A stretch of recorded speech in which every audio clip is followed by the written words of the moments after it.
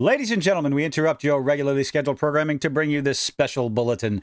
Discriminatory hiring practices, regardless of who you are discriminating against, are believed they're, well, at least here in the West, they're kind of illegal.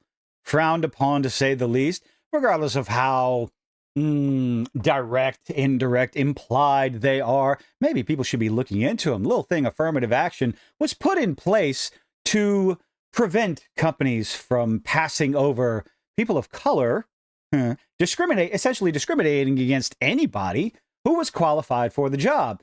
It may or may not have morphed into something different, but it is there for a reason, or was there for a reason. Now, we have a bit more complex discriminatory hiring practice as of late, where companies are outright not hiring, well, honkies. Anyway, let's go get into the article we're talking about, because Obsidian Entertainment is, well, they're under fire right now, especially after so few announcements and gameplay trailers of Avowed, and they're getting a bit of a microscope put on their company and at least some of their employees over here, Smashed AT.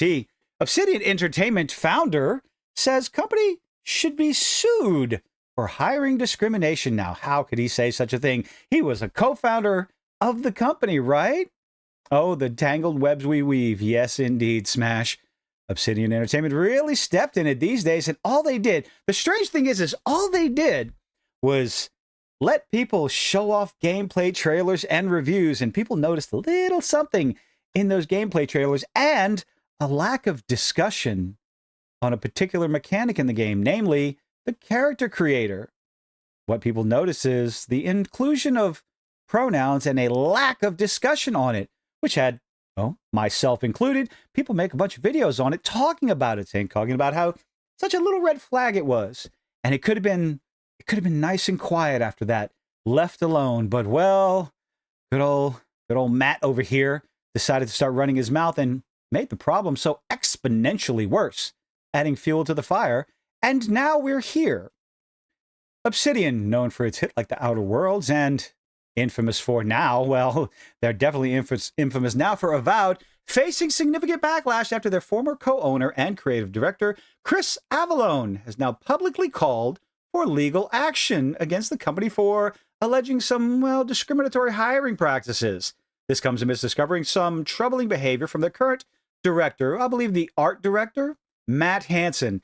Such a wonderful, wonderful person. Smash did a little deep dive video from a Whistleblower. I'll link that one in the description box down below. Definitely. It's a long one, but it's a good read. Whistleblower's warning previously covered a former Obsidian employee, what I was just talking about. I'll link that down below. I was thinking about talking about it, but go read it for yourself. Give Smash some traffic. Reached out to him directly as a whistleblower, sharing just how the company had fallen. Once celebrated as a creative haven for developers, Obsidian has now become mired in corporate politics. You don't say. It seems to be a common denominator, a very common thing across the AAA industry. But as far as hiring practices, well, good old Matt comes along and lets you know, at least gives you an idea, implied perhaps, alleged, but hey, let's use his own words against him. No need to make things up. Reminder to black artists out there who are looking for portfolio reviews or job advice, my DMs are open. Now, stop right there, and you might be okay.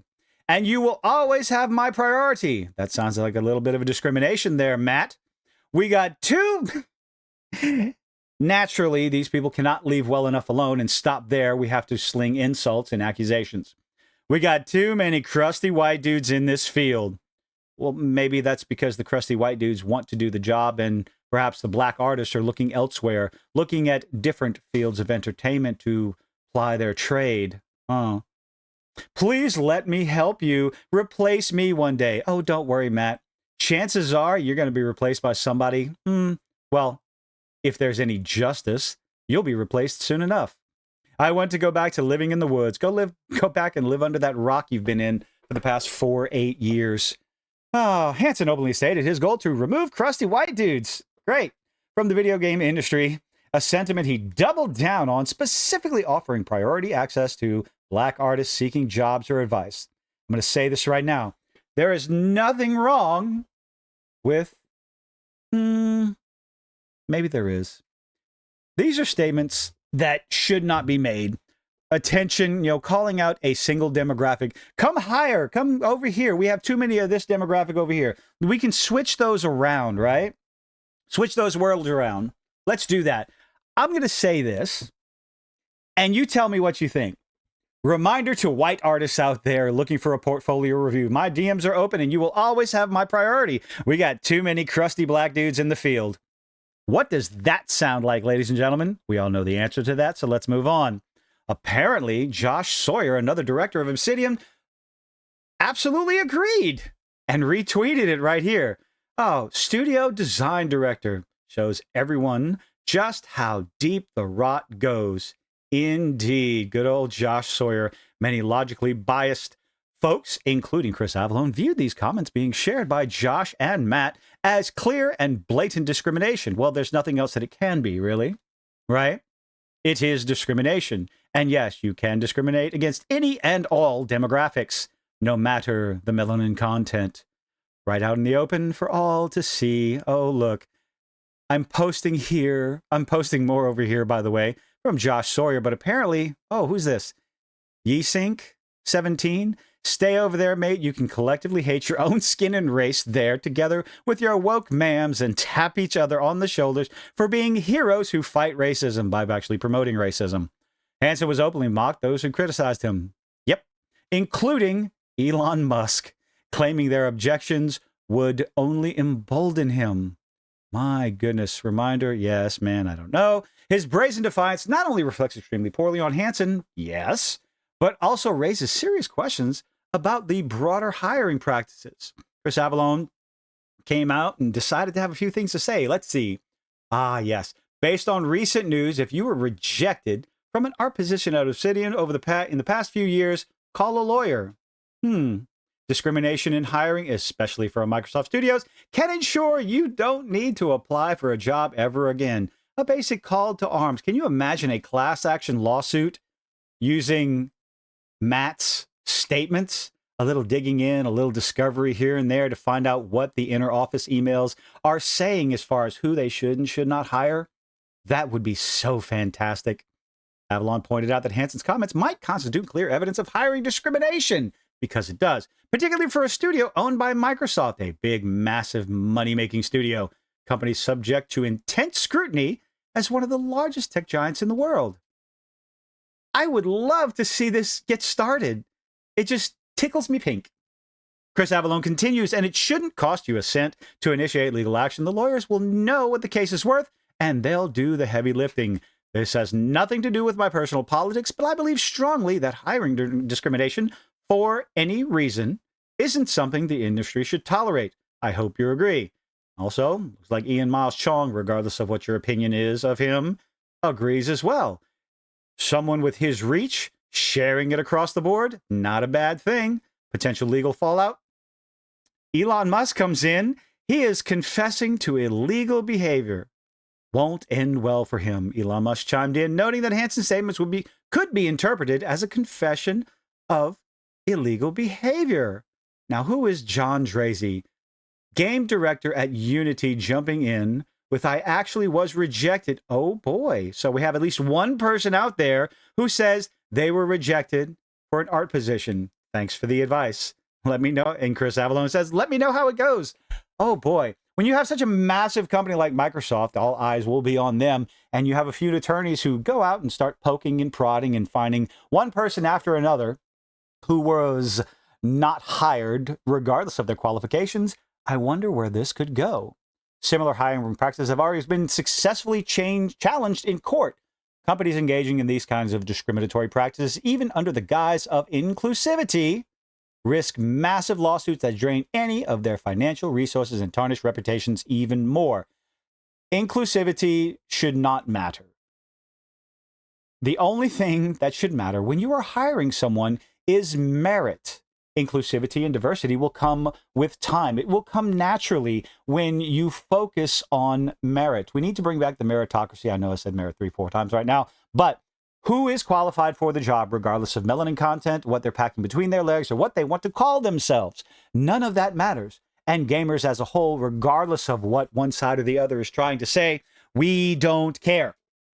Put whoever you want in the game, hire whoever the hell you want to, as long as they're qualified and the end product is entertaining. You'd be surprised. Cyberpunk 2077, the quintessential checkbox game, the bartender, post-op trans woman with a story, a compelling story in the game of revenge that doesn't smash you over the face with any of their ideological nonsense. A fantastic game, even with the shit-tastic launch that it was, could be qualified as a woke game. And I did quotes and air quotes with my hands because it's just a habit. The game could be classified as ideologically driven, full of checkboxes. The difference was the writing, the story, the world building, the characters, the voice acting, all that extra stuff was at the end of the list. They focused on making it fun first, fuckers. And it showed.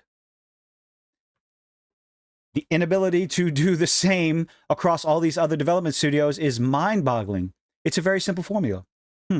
Microsoft's involvement as the parent company of Obsidian, Microsoft's liability in this matter can't be overlooked here either. If legal action moves forward, it exposes Microsoft to significant scrutiny.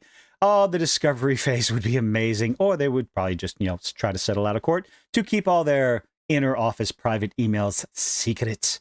Proverbial iceberg when it comes to turning the tide. Oh, the troubled future. I see this picture going around. I'm going to address it real quick.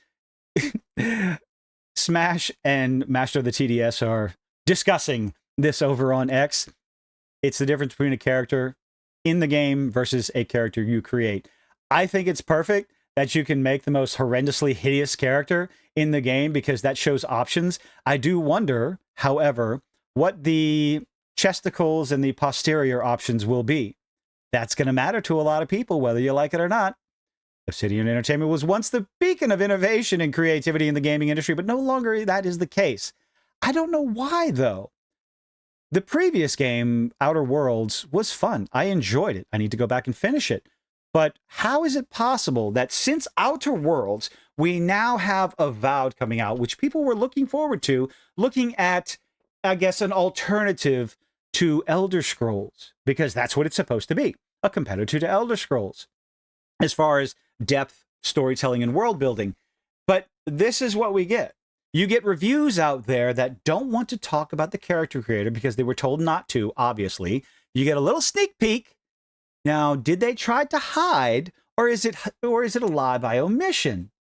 Again, that's a decision you have to make for yourself. But blatantly telling the play testers, the reviewers, the ones who got the little extra copy of the game early on, telling them not to talk about the character creator? I think that's trying to hide it myself. Hansen's comments are just the latest example of how the company has alienated not only potential employees in the future, no kidding. Why would you want to go work for a company when one of the art directors, one of the top employees, or at least an employee, a director at the company, is spouting that sort of nonsense where they're calling out a specific demographic? They say, come hire us. There's too many white people around here. What? Why don't you just hire the people that are qualified? Why would I want to go apply for a job at a company like that that promotes and accepts and is okay with those sorts of statements? I don't know about you, but I wouldn't want to work for a company like that. Bye-bye, Obsidian. Finds itself at a crossroads. The fallout from Hansen's comments, combined with Avalon's rallying cry for legal accountability, has left the company completely exposed. And I honestly don't think anything will come of it, unfortunately, because people like Matt Hansen he's duplicated across the company. These people are so embedded in the goings on inside the studios, in the making of the games that we want to look forward to, that we want to enjoy. We want to be proven wrong with our speculations and accusations, our ideas on what this game's going to be. We want to be proven wrong, but there are so many people like Matt Hansen in these companies, in these studios, that even if you get rid of Matt Hansen, there'll be 3 or 4 or 5 or 10, 15 to take his place. It has infected the entire industry in entertainment, whether it's movies, TV shows, video games, comic books, across the board. And that, until these companies are gutted and they start hiring people based on merit and merit alone, then nothing's going to change. I don't think Matt Hansen's going to go anywhere. I wouldn't even be surprised if you don't see a single solitary apology. Maybe he goes quiet on social media. I'm just going to leave this right there on the board because this is just, oh, that's amazing.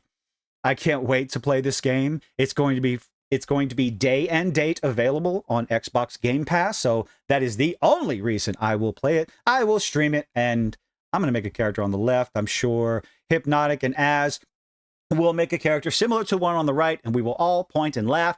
Or maybe, just maybe, crazy thought, we will be proven wrong. The pronoun selection will be such a minuscule thing in the game, and the rest of it will be a fantastic experience with good fighting mechanics, interesting story, well done, well read, well voice acted lines and dialogue, that this will be just a passing thought that no one will care about as far as the pronouns go, and this idiot's, Matt Hansen's, response to the criticism. We shall have to wait and see come February 18th, I believe. I look forward to it, and I look forward to seeing what extra news comes out. But let me know what you think. What do you think? Does anybody have a chance, an opportunity to take these idiots to task, to take Obsidian and Matt Hansen to task with their statements of obvious hiring discrimination? But let me know what you think in the comment section down below. Leave a like, leave a dislike, do all those nifty little things that YouTube is begging you to do. And I hope to see you on the next one. Bye-bye.